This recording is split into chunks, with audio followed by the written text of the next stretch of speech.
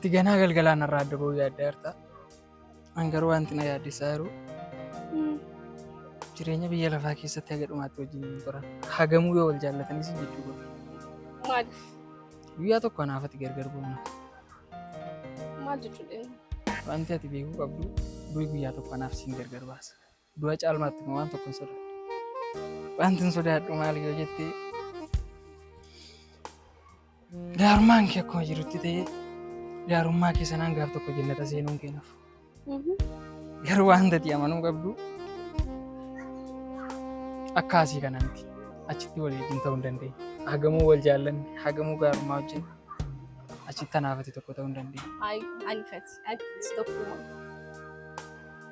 Kana amantee fudhachuu qabda.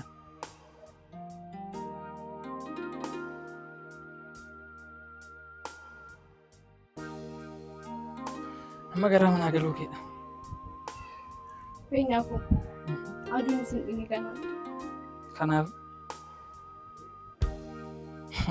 gara manaan galuu jechaa jirti. Bakka turree jarjarsee kan nu kaasisedha. Amma immoo gara manaa galuu barbaadaa hin jirudha jirti.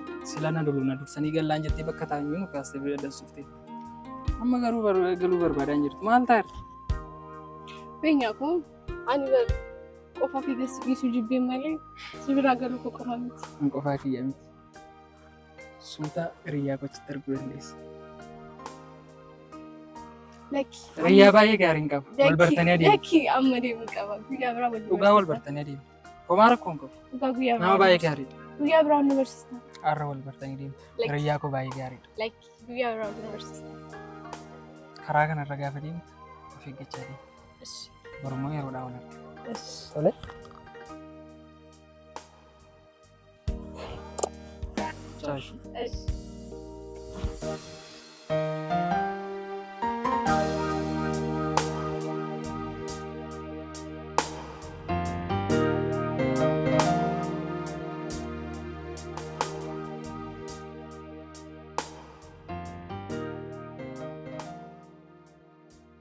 Kottu nagaa dursa. Akami? Wow! Shit! Maal ta'a? Isheen kun jaalalli kee ishee addisiidha? Ayi jaalallee koo ishee haara. Wow! Maal ta'a jirta? Deemsi akkam ishee irra tola? Bakkee jechaa deemsu leela?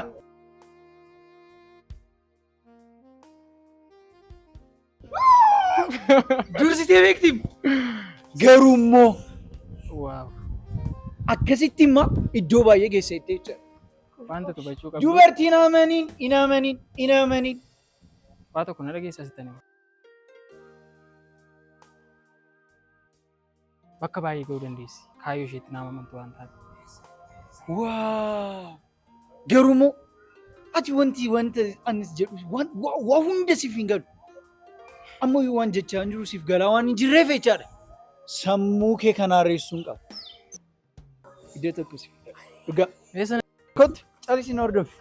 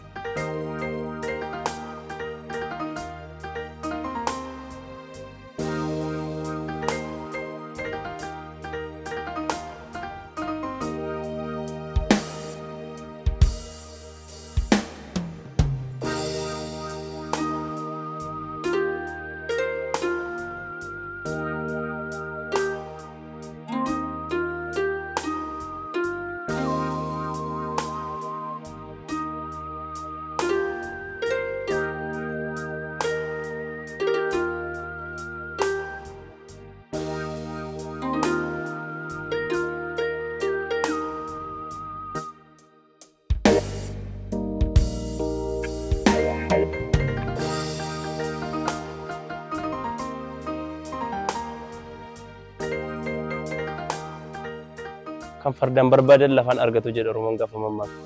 Har'a musti bareedee jira. Ifama karaa korraati. Karaa korra turin jedhamu. Gugguduunfaa nyaara keessiiki. Achiin booda dura kee maaliif akka naabbadde naamusa na gaafachuu yaada. Kan gudunfaa fuula koo sii miti kan natti.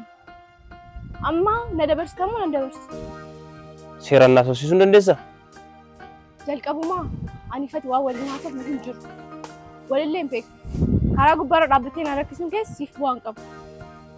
Yeroo dhanoo sun irraa fagaatte siif wayya. Simboo, wanti siif hin galle tokko hin jira. Daandii gubbaatti dura kee gaafa dhaabbadhu wanta addaa wanta sirraa barbaade sitti hin fakkaatin. Akka tasa daandii gubbaatti yoo walitti dhufnu yoo nagaa sin jedhe nagaa naan jedhe. Kanarraa kan hafe wanta addaa sirraa hin barbaadu. Ani fedha si dubbisuus ta'ee fedha si waliin dhaabbadhee haasa'uu hin qabu. Dhaabbadhu. Of too.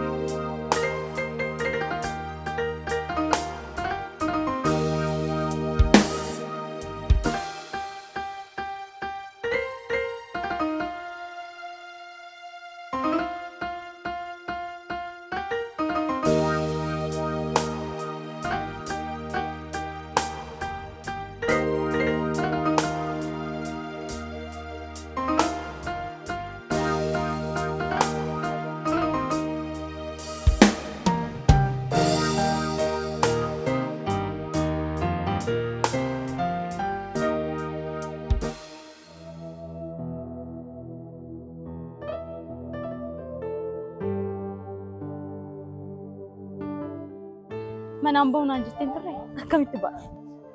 Jedheen ture. Sababan si arguun barbaanneef ta'a. Na arguu baachuus mirga keeti. Garuu na sobuun maaliif barbaachisa? Sifan an sin somne. Ati immoo akka fedha keetiitti hiikkachuu dandeessa. Manaa akkan hin baane sitti meera. Sababan manaa bahuu hin barbaanneef immoo sababan si arguun barbaanneefidha jedhee siif ibseen jira. Kana immoo akka yaada keetti hiikkachuun mirga keeti. Miltoo akka kanatti na maraachuuf deemaa jirta. Akkatti maraachuun ishee akkas akkasitti ni salphata taanaan maraachuu dandeessa. Moo na jibbita? Kana an siif deebisuu waan na barbaachisu natti hin fakkaatu. Ofii keef yoo deebiste baay'ee bareeda.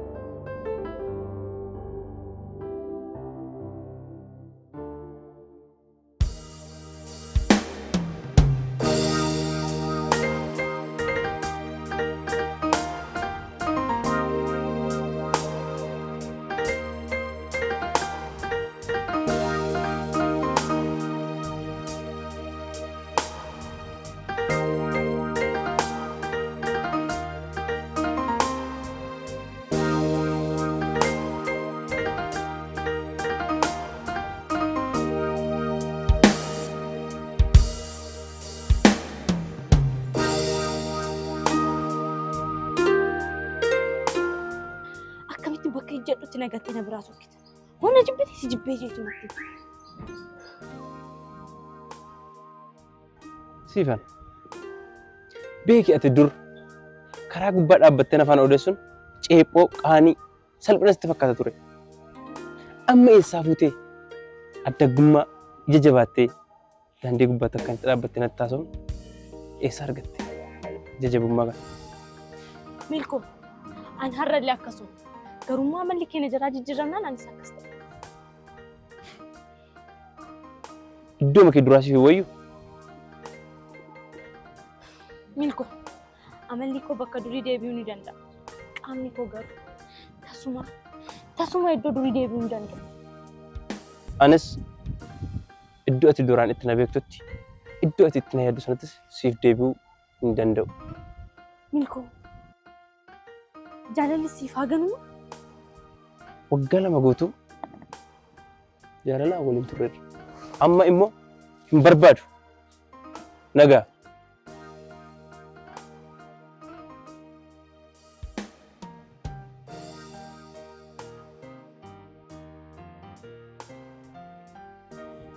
Milto!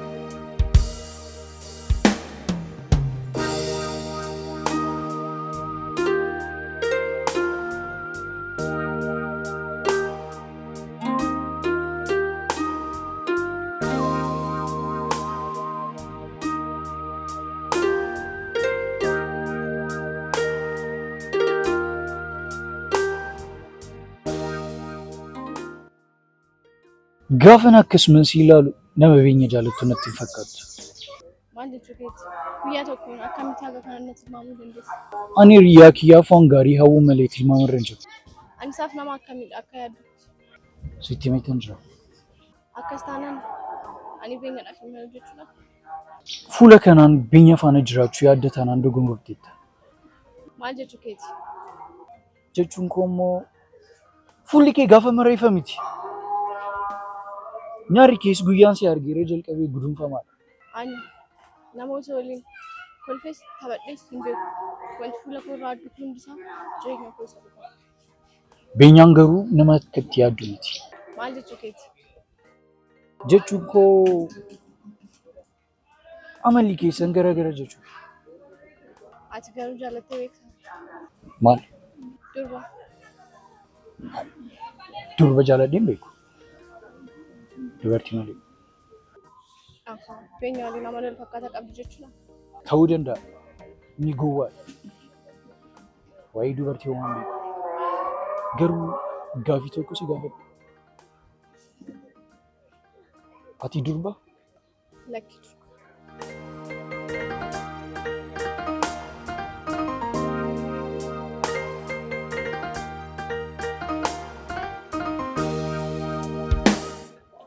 Simbooko.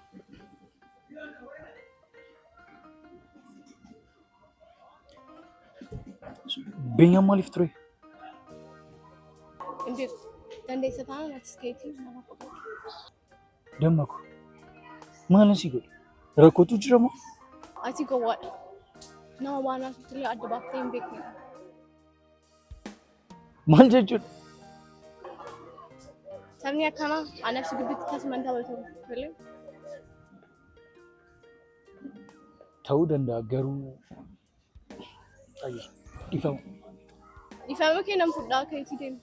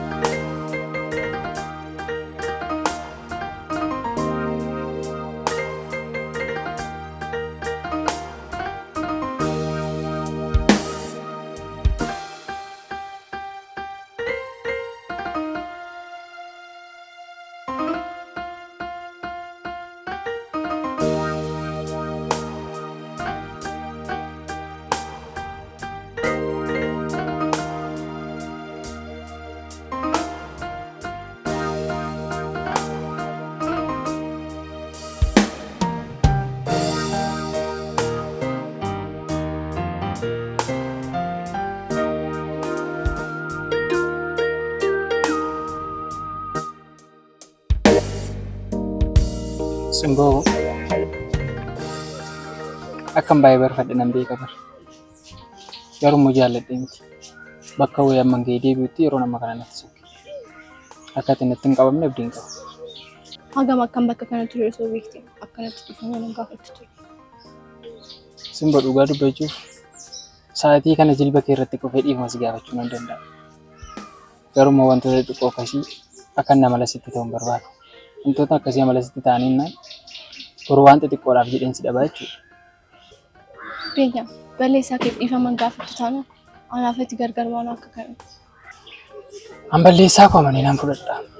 Garuu har'a balleessaa guddaan balleessee dheeyyaadha. Kanaafan dhiifama si gaafachuun barbaada. Guyyaa biraa garuu waan xiqqaasu ta'u waan guddaa waan kamiifuu gajja'ee dhiifama si gaafachuu nan barbaada. Har'a garuu balleessaa koo amanee fudhachuun natti hin ulfaatu. Garuu kun balleessaa miti jedheeta. Balleessaa keef dhiifama gaafachuu saalfatta taanaan ani fata akka kanatti bor gargar baana. Simboo katolishi waan an barfadheef dhiifama. Beenya ammayyuu sitti barfateera. Dhiifama kan jechuu qabdu osoo dhuftee na bira hin taa'in ture. Yoo na amantatee kana booddee natti hin deebi'u. Har'a garuu daraa kee dhiifama naa godhe. Beenya ani baay'ee dadhabeera. Anallee akkuma kana. Garuu har'a bakka tiyyaan bakka tiineef garuu anaan alatti kanaan dura deemtu ta'uu danda'a. Kanaaf garuu bakkichi bakka haaraadha jedhee sababa namaniif bakka wayii geessuun barbaada. Na waliin deemu fayyamtuudha.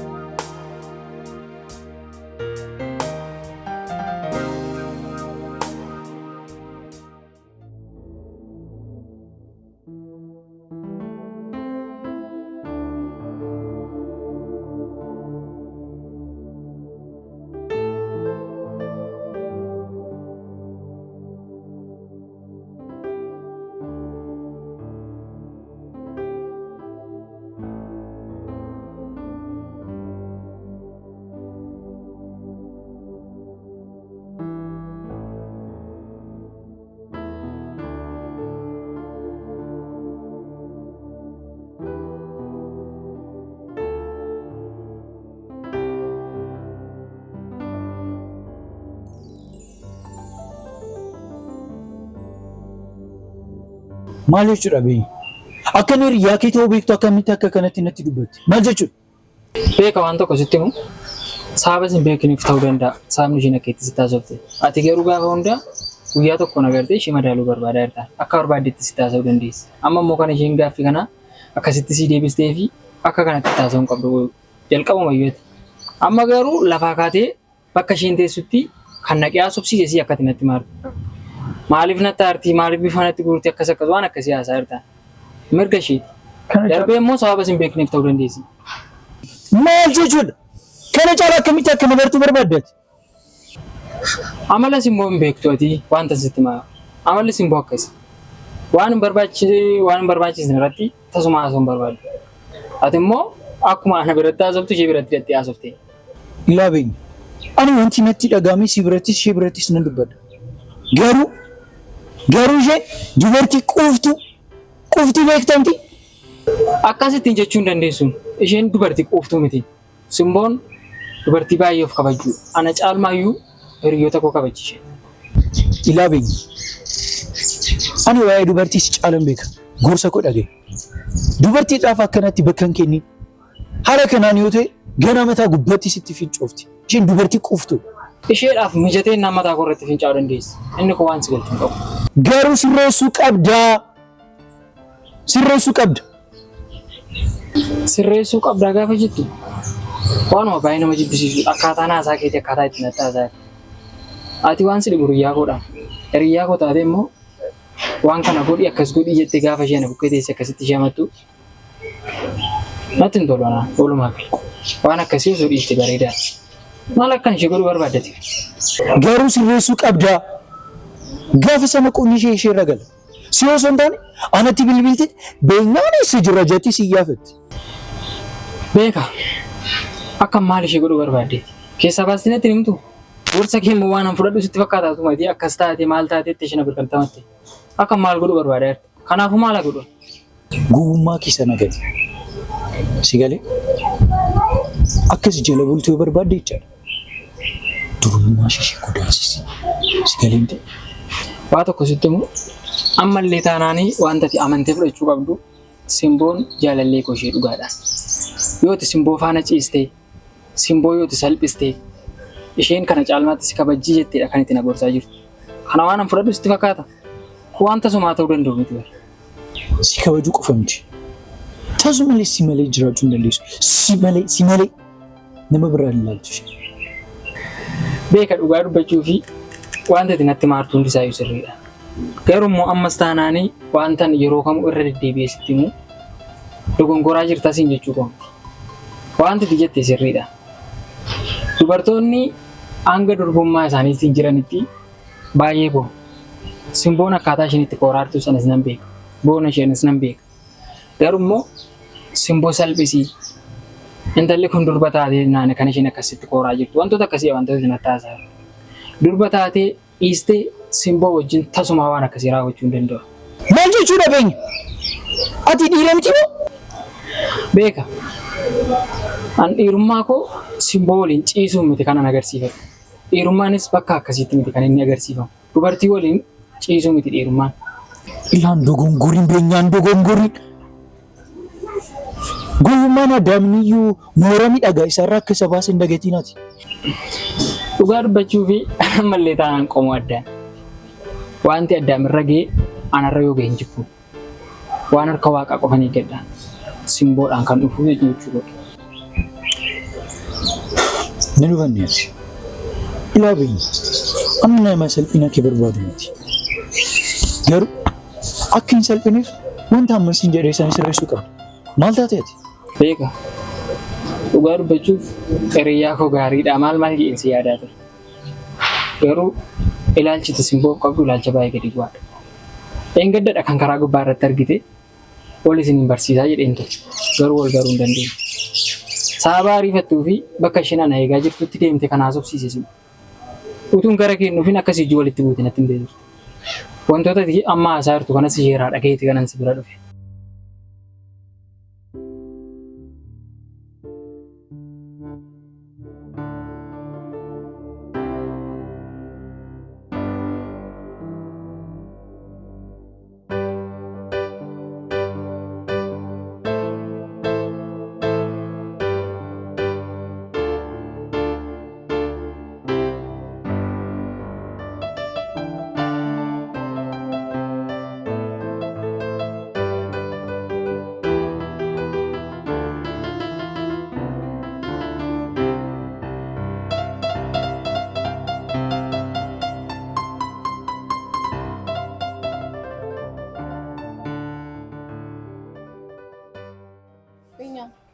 Hagan danda'u Tifaana toofnan yaa garuu haga ammaatti nama hin danda'u. Kana booda waan tokko jechuu qabda. Naamanuu fi naamanuu dhiisuun mirgatu. Yoo barbaadde na jaalladhu jechuu keeti moo? Jalqabuma yoo garaa kee guutuu gara fuuldura taana onnee keerraa na jaalladhu taana baay'ee waliin turuu hin dandeenyu qabna. Kanaaf waan sitti Sin jaalladhu hin jenne garuu maa akkaatiin aan jettu san ta'uuf baay'een sodaadha. amalan baay'ee sirriitti dubbata kun. Gaafa hunda waan asirratti saaba quubsan.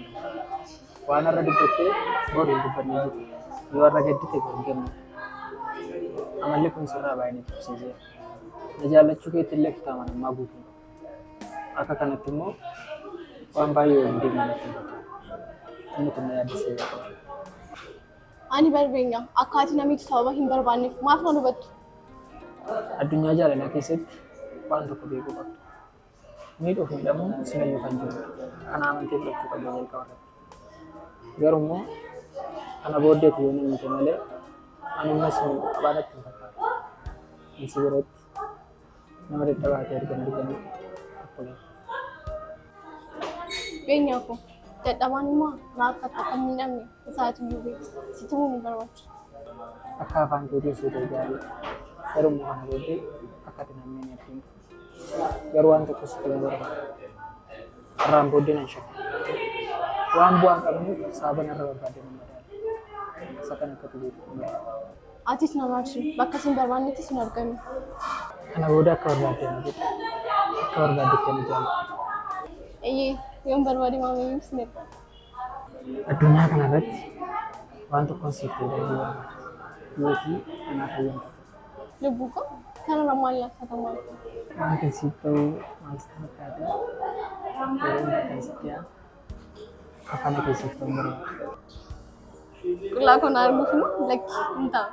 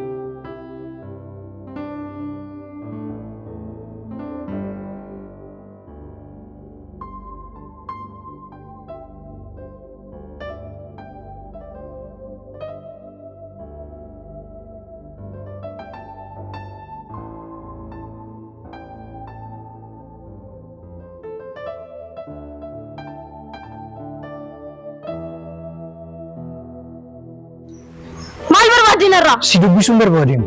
Maal fi tuqtare? Maal si dubbisee Maal dubbista? Maal fi dubbista? Na beektaa? Haal tokko qofa ofirraa dubbisa. Maal fi dubbista? Kophaa kee ammus yaa haal tokko qofa. Akkana dukaan deemu. Maal fi dubbista eenyudha? Haal tokko qofa kophaa kee mul'allee maal taatee jedhee dhufe. Maal si galche? Haal tokko qofa. Maal fedhe osoo ta'e ati maal si galche? Maal si galche? Waan fedhe waan ta'e. Maal haal tokko tuqinaachi.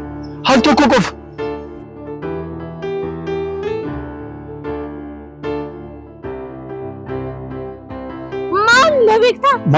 Maalo. Nagalakkisi. Maal koodde qeegina oonyo. Nagalakkisi. Haal tokko qofa. Maal.